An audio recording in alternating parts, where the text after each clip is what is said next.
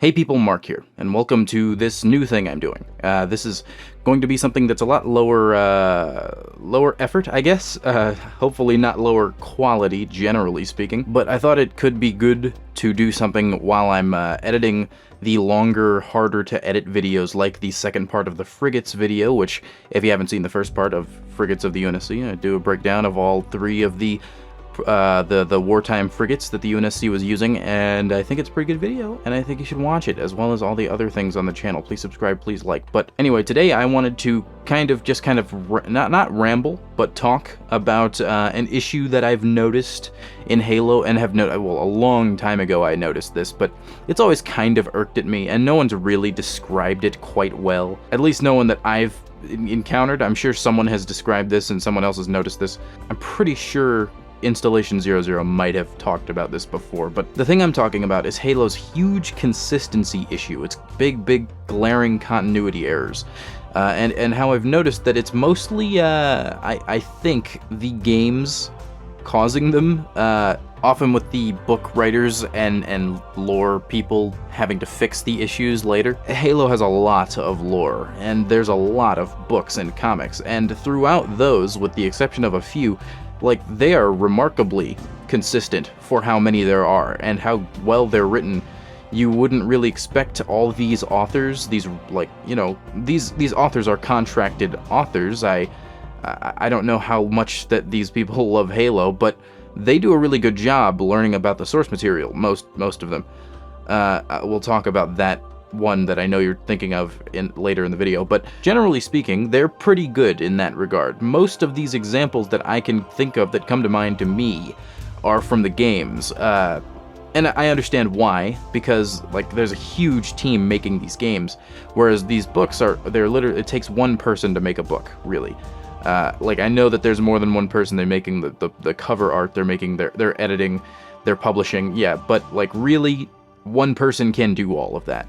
It'll be harder, but one person can do it. One person cannot make Halo Infinite, for example. I'm not going to be doing extensive research for this one, so if I miss things, and I will, I'm skipping most of the huge list of inconsistencies in this. But if I miss anything, it just is what it is. I don't care. I will save the long-form research for the... I will save the long-form research for the longer videos that I put a lot more work into. This is not, I swear to God, I'm not trying to be lazy. I just want something to come out while I'm working on the other thing. And I've got no editors, so I've got to do it all myself. But the first time I noticed this was way back at the release of Halo 4. The Spartan armor in the intro cutscene. I know everybody's noticed this. Everybody's probably talked about this. They fly down using Chief's Gen 2 mod armor, which I assume that this is on Reach. I'm assuming that this is on Reach, because why else would there be this many Spartan 2s in one place? But yeah, I assume this is on Reach, and Spartan 2s at the time would not be wearing this. This doesn't exist until Cortana makes it, which is a whole nother thing. Something weird about that prologue, you actually see a brute chieftain that looks pretty similar to what you'd see in the gameplay of Halo Reach. I mean, it's like a little different, but it's close enough. And this is the only example of a brute you see in Halo 4. And this isn't just an aesthetic thing, like they drop in using the integrated jetpacks that are in Gen 2 Mjolnir armor, but they wouldn't have that. There's obviously the huge aesthetic change that happened between Halo Reach and Halo 4, which I guess 343 just didn't think would be a problem, but I guess they hadn't fully considered the fact that this is a game with an extended universe of lore.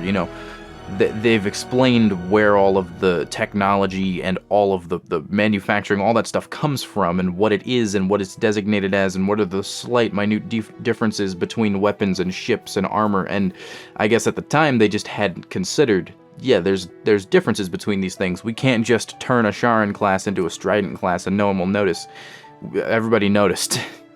Not to mention this elite in the same intro is This is a Storm Elite, a Storm Covenant Elite wearing Storm Covenant armor, which it doesn't make sense. It wouldn't exist. It wouldn't exist until after the end of the war. This has been addressed, the Spartan armor stuff from the prologue. Josh Holmes, he used to be the creative director at 343, and he just stated, we didn't have time to make the Spartan 2 armor for the intro, so we just used the 4 armor. Yeah. Canonically incorrect, I know, is what he said. And I get, yes, that makes sense. I get that. Not to mention, Microsoft doesn't care. Microsoft does not give a shit about the story, so they're going to rush the game along, and they're going to make you finish the game, even if you're not being totally lore accurate, because they don't care. But, it's still something. It nags at the back of my neck. It's also a little weird that you would spend time making this brute. I guess for the cool fight scene, yeah, but there are no brutes in the game at all. Just a little weird. This is a small one for me because I just love the Forerunner saga, but the Cryptum in Halo Cryptum, whenever it awakened the Didact for the first time, I don't remember after how many years, but it was not as long as the gap between Silentium and Halo 4. And when it woke him up, he was in an awful state, and it took him a while to get back to his full potential. But in Halo 4, he just wakes up immediately and he's fine. And I get that that's a dramatic thing, and it's better this way. This scene is amazing with the Didact waking up and tossing around John. I love that scene, but it's still, it's a thing. A lot of this consistency issue comes from model reuse, which is, again, that's an economic thing to do. This is a very small issue that not many people are going to notice, but the games always reuse models because they have to. They need to do that in order to make time for systems that matter, like the gameplay specifically, or finishing the campaign itself, or that kind of stuff. Notable though, in Halo 3, Sergeant Johnson is reused a lot in places he should not be because he wasn't there. Sergeant Stacker, he also is treated that way. He's like a generic Sergeant NPC. In fact, in Halo 1, he just dies all the time because he's just some Marine. In Halo 3, all the longswords have the same hull code.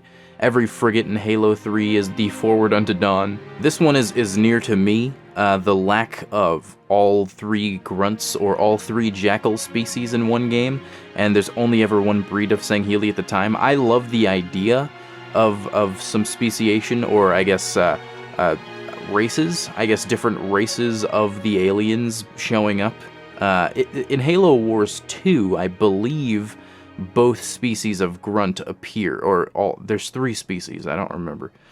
2 of them are hard to tell apart from the distance, so let's just say all 3 appear in Halo Wars 2. I think that is the case. That's cool, I like that, and it makes sense, because the models are much smaller and you need to vary the grunts anyway. But there is no canon reason why Ibishan and Rushin Jackals would not work together. I like both of the designs, and really they should be okay working together, but you never see it happen. There are also various Covenant species we never see in game. There's I believe that the Drinol, are they called the Drinol, or was that a different name? There was another name for them that I don't recall, but they were supposed to be an enemy in Combat Evolved, I believe, but they still have never showed up. And the canon reason being that they're quite rare in universe, which tends to be the canon reason for why any of these aliens don't show up, even if they exist in the lore. The thing is, Rushin and Ibishan Jackals they're very prevalent. They're fucking everywhere. I don't know, just one strange detail. Another thing I've noticed is Spartan Agryna. I do not know how she is who she is right now. I thought this when I first saw the intro cutscene to, I think it was like the training academy or something. And you see Agryna as a civilian in 2552 during the Battle of Earth, and then they're a Spartan commander not 7 years later. That's a bit much. I don't know if that's believable. It's stated that Spartan 4s are the cream of the crop. They're the best of the military has to offer. Now, Fireteam Majestic notwithstanding, that has been consistently the case. You know, you've got Alpha 9, you've got Fireteam Osiris, you've got the ones from Rubicon Protocol. I don't remember what Fireteam they were, but yeah, I just counted with my hands because I'm an idiot. Yeah, it's 7 years. 7 years between her being a civilian, apparently joining the UNSC. Well, they'd have to join the UNSC after 2552, so make that 6 years. And within that time, not only rising through the ranks within the Marines, but becoming an ODST, becoming one of the best ODSTs of all time. Also in this same trailer, we see Spartans wearing Mark 7 Gen 3 armor, which wouldn't exist until, what, 4 or 5... Wait, let me check. 6 years later. Wouldn't exist until 6 years later. So either Spartan Agryna has some kind of weird time dilation powers, or the art team was not really talking to the lore team. Or maybe this was just more designed to stoke how Halo Infinite's style looks compared to the other games. I don't know. It's a weird marketing ploy technique, but the same goes for Spartan Vale. Now, Vale's a bit... I say that, but it's a bit of a different thing. So Vale is on Spartan Fireteam Osiris. Cool. Right. Cool. She's fine as a character. She's not really like annoying or anything, but there's one glaring thing about her that does not make any goddamn sense. The first time we see her is in a book, which takes place, I think 4 years before Halo 5. And she is not a Spartan. More than that, she is not in the military. She's a civilian. A 19-year-old civilian. I'm only 21, right? I'm not, like, talking down on younger people, but, like, 19. Spartan? I know the 2s and 3s were, like, 6 years old when they started, and they were, like, 15 when they started actually doing operations, but the difference is that they were, like, really rigorously selected. They had to have the correct genetic markers. And even so, they still had to train for like 6 or 7 years completely separate from society. This is a bit much, I'd say. Regardless of the genetic marker stuff, like Halsey has a lot of elitism issues. I would not be surprised if she was a little bit, you know what I mean? But the difference here is just Vale would have been exposed to civilian life her entire life. And I've never met a single 20-year-old or human being on the planet that fulfills Spartan standards. There might be some people in, like, the Secret Service in real life that fit that, but those people are all much older than 19. Did she become a Spartan at 20, 21, 22? Because whatever the case, when we see her, she's very experienced. Like, I don't know how much... Can you become an ODST within 4 years and become one of the best? Because this is me. Look, I'm assuming that the majority of Spartan 4s were plucked from the ODSTs because those are the best of the best usually. The Marines are not punks, but that's just the case. I don't know. So maybe she went straight from, okay, reading this. So I'm going to read directly from the Halopedia article. I do not know who wrote this. I'm sorry, and I don't know how to check. But it's the Halopedia article for Vale. And it says, after her experience at Installation 00, Vale found difficulty in returning to her former, often bureaucratic routine. Seeking new challenges, she entered the UNSC's War Games, an inter-service event for UNSC Armed Forces personnel to practice. For one, I don't know how the hell how did she... If it's inter-service event for UNSC Armed Forces, how did the civilian do that? I don't know. But for personnel to practice on combat decks similar to those used for training by Spartans. Her combat training was minimal compared to most competitors. However, Vale managed to place the top 5% through a combination of innate physical talent and quick thinking. As a result of this performance, as well as recommendations from the highest levels of ONI, Vale was approached by Spartan operations seeking to cultivate warriors highly attuned to the complexities of a post-war threat environment. I don't know, man. I don't know. It's a bit of a stretch, but fine, you know. Undergoing the augmentations program, Vale became a Spartan 4 by August of 2558. Vale had participated in 7 military operations and 2 full campaigns. Alright, whatever you say, I don't... It could be that Vale is just one of those people that are born in the Halo universe that just happen to fit the genetic characteristics of a Spartan. It could be that case, but I don't know, just the lack of training, the lack of exposure to that life, it makes it a little harder to stomach.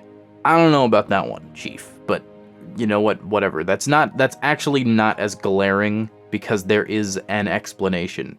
Maybe I'm being too soft on this, I don't know, but there's also the entire Kilo 5 trilogy, which there's just too much to go over wrong with those books continuity-wise. I was, for a long time, reluctant to do this, mentioning this, like, the continuity errors involved in the books, but you know what, that's the point of this video, and there's just too much to go over. It is not good with continuity. Karen Travis did not look into, and people like to do personal attacks in the Halo community.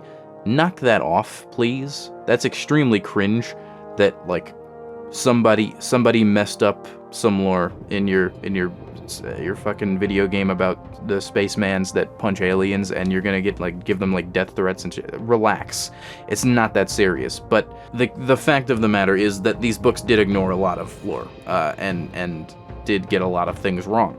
They vary in importance. Like, I don't care about them using the word kit to describe like the equipment that the Marines have, because that's how Australians say it, I suppose. But there's one moment that stood out to me. Lucy, Spartan 3.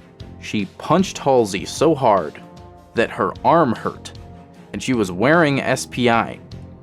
Halsey should be quadruple dead. Halsey was very old at the time. Halsey should be more than dead. She should be like a paste on the wall. They're like, oh, you're lucky it was one of the small ones. Look, I believe Lucy is 5'3". Lucy can bench press and snap in half any living human on the planet. There is no one in reality that could beat Lucy in a fight because she's a Spartan. That's the whole point of them. They're all the best of the best to ludicrous degrees, including fucking Fireteam Majestic. They're idiots, okay? They're idiots, but they could beat anyone in a fight on the planet. That's just the facts of the matter. The fact that Halsey got punched by Lucy and was still standing and was fine after. If I punched Halsey in the face as hard as I could, she would die. She's a decrepit old bitch. Like, I don't get that right there. Like, how are you writing a super soldier that can punch an elderly woman in the face and she'll be just fine? She get a bloody nose, that's it. That one was just jarring to me. But I have to say, if you think that it is just the 343 or mostly the 343 era where these issues show up, you would be sorely mistaken, because the entirety of Halo Reach is pretty suspect. There's an entire website of people hating Halo Reach called haloreach.isnotcanon.net, which is pretty funny. Most of the articles on it honestly start with people like, I don't actually hate Halo Reach, but, and then they go into why things are inaccurate, which, yeah, fair enough. You know, the fall of Reach did set up a lot of the universe, and then Halo Reach did just kind of scoop a lot of that lore out and change things around. Again, with Halo Reach, like the Kilo 5 trilogy, there's too much to go over, so I won't go over any of it. Moving on. Now, this is the weirdest example. Creative Assembly and Blur Studios with Halo Wars 2. Halo Wars 1, in fact, both of the games stand out as uniquely accurate as far as continuity goes, when compared to the other games. That is, Halo Wars 2 does have a weird thing, though. The Marine BDU that is in-game is post-war. Makes no sense. The Marines on the Spirit of Fire would have pre-war BDU and pre-war weaponry and kit. They'd have the same kit as the pre-war Marines. Well, maybe not pre-war, but mid-war. They could have scrounged some modern BDU off of some Marines left behind or some dead Marines that they found on the Ark, but we never see that. We never see mention of that. But the strangeness comes in that in the Blur cutscenes, the armor is right. Creative Assembly being the studio that made Halo Wars. You would think that from game studio to game studio, that would be the best communication, but I guess they only communicated between, like art and gameplay teams, and I guess some lore teams, because there's so much of the story that is accurate. But unless this is the same lore team working on this game as it is for the other Halos, which would make sense, but then why would Blur get the accurate information about the Marines and and not the gameplay team. Like, Halo Wars 2 even has a separate tank model than Halo Infinite or any of the modern ones, because it's just kind of...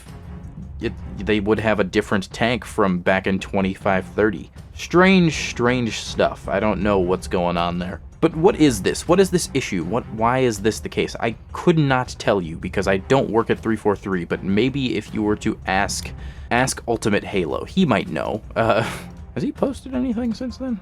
No. It's been 8 months, okay. But I can guess at what this is. Now, I don't know exactly why, but there seems to be, and this is totally external from an external perspective, I have no information on this, and I've never spoken to anyone that works at 343, it seems like there is some gap, divide, or lack of communication between the lore team and the art team, like the game artists. I don't know if that's the case. It could just be that it is not the case, and Microsoft steps in, or higher ups at 343 step in, and they're like, no, we need you to do it like this, actually, for whatever their many reasons could be. Like, I can imagine that specifically for the Agryna cinematic, the Mark 7 Spartans, that could be a marketing thing. Like, you would want the Spartans in all of your promotional material to look like the Spartans in the game, because then you know, you can get those customization options in there, which is, like, you know, fine, but it doesn't make sense.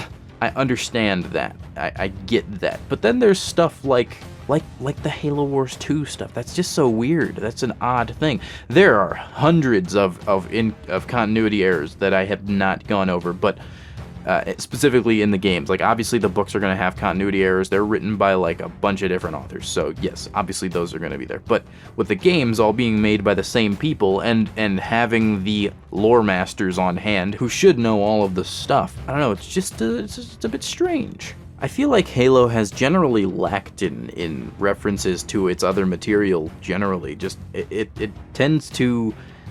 every project keeps to itself, which I don't know if that's good or bad. I'm not calling for an MCU overhaul of Halo. That would be ridiculous and not good, but it is a little weird to see that it often just kind of ignores the rest of the universe when they've spent so much time building it up. They've got an entire huge textbook-size encyclopedia for the thing, and this kind of all culminated in the Halo show.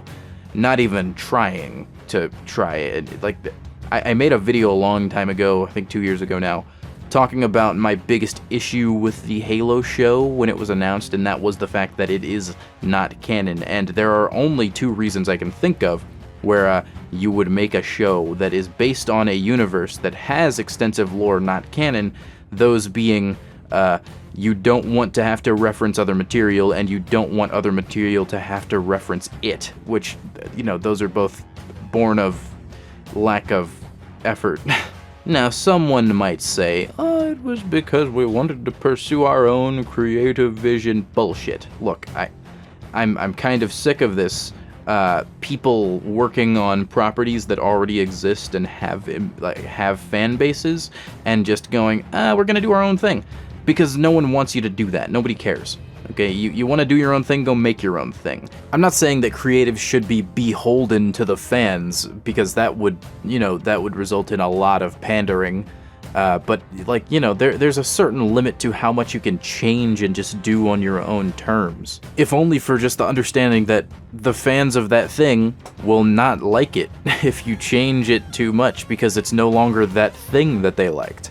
Once it has a huge fan base and has an extensive expanded universe, you know, make stuff that works. Make stuff that works within the universe. Make stuff that people want to see, and make stuff that you think would be good and also works within the universe. That's the point of having an expanded, continuous universe. There's no other reason to do it. That'd be like if you made a Scooby-Doo show and you didn't put Scooby-Doo in it. That's ridiculous. Who would ever think to do such a thing? Okay, maybe for a less topical and more obvious reference that it doesn't come off as you know, pop culture-y, I don't know. If you made a Minecraft movie without Steve in it. If you made a Mario movie without Mario in it. If you made a Star Wars movie without, if you made a Star Wars movie and you just said, this one takes place on Earth, with all the teenage Jedis that learn about their coming-of-age Jedi power stories. You know, it doesn't that doesn't work. Who cares? No one wants to see that. No one wants you to make that. Why would you do it? The cherry on top being that these people, these writers of adaptations of worlds that already exist, seem to think that they are better writers than the original creators, but usually, they fucking suck.